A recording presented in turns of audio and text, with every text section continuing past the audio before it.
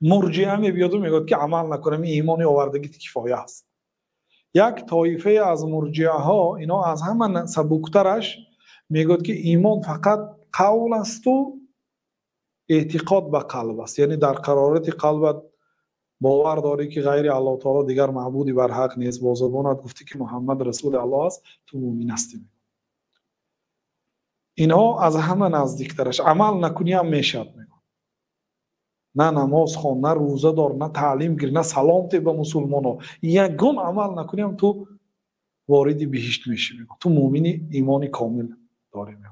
اگر این خیال میشد شیطان جنتی میشد، چون که شیطان در قرارت قلبش میداند که الله تعالی یگانه است، میداند که حضرت محمد صلی الله علیه و سلام پیغمبر است.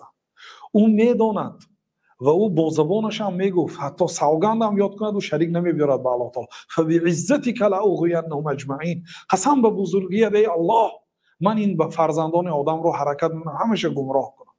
او وقتی که سوگند یاد میکند به بزرگی الله تعالی قسم یاد میکند. لیکن وقتی که الله تعالی به فرمان داد که سجده کند، سجده نکرد، فرمان الله تعالی را سرکشی کرد، بنابراین کافر شد، رجیم شد. و از همه فرقه بدی آنها میگوید که با زبانت لا اله الا الله محمد رسول الله گویی، با قلبت نگویی هم تو مسلمان هستی، چون که تو گفتی من قال لا اله الا الله دخل الجنه، کسی که لا اله الا الله گفت جنت به درآمد. تو با زبانت اگر چی گویی، اگر چی با قرارت قلبت ایمان نداشته باشم، تو بهشتی هستی. میگم اگر اینها بهشتی باشند پس منافقا بهشتی میشونن، چون که منافقا با زبانشون میگفتن که اشهد ان لا اله الا الله و اشهد ان محمد رسول الله میگفتن، لیکن در قرارت قلبشون ایمان نداشتن. این رد است.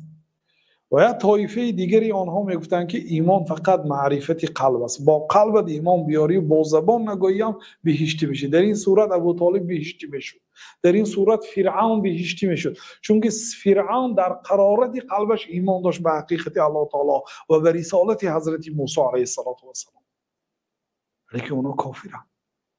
بنابراین این مرجئه ها در دین بازی میکنن. ولا تکن مرجیا لعوبا بدینه، تو مرجئه نشو. اصل کلمه ارجاع در لغت از به معنای تأخیر است. تأخیر، دیر گذاشتن. برای چی خیلی نامی داشتن؟ برای اینکه اینها عمل را از ایمان به دیر گذاشتن. یعنی ایمان فقط همین زبان که گویی و دل که گفتی دیگه تو مؤمن هستی. عرق زده گشتن گیر، دزدی کردن گیر، مال مردم خور، پاره خور، ریبا خور، حرام خور، ظلم کن به مردم، ظلم کن، آدم کش، حقارت کن، دشنام ده، مردم رو بزن بکوب، تو بهشتی هستی. میکن این عقیده مرجئه است. لعوبا بدینی، این با دین بازی میکند. پیغمبر صلی الله علیه و سلم هر یک معده و کلان فهماندن.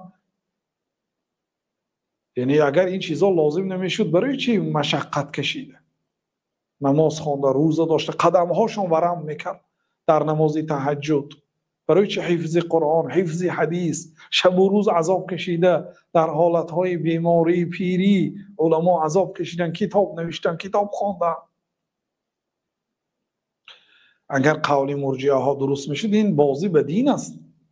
ولا تکن مرجیا لعوبا بدینه قالوا ارجه و اخاه و ارسل فی المدائن حاشرین. در سوره اعراف ارجه گفت الله تعالی. ارجه یعنی اخره، به دیر گذار، چون که اینها عمل از ایمان به دیر پرتافتن. عمل به ایمان داخل نمیشد، عمل به ایمان داخل نمیشد. اینا مصنف رد میزنن. الا انما المرجی بالدین یمزو. مرجی آگاه باش که شخصی مرجی با دین شوخی میکنه، با دین شوخی که کرد کافر میشه. یعنی که مرجئه شخصی هست که عمل را از ایمان حساب نمیکنه.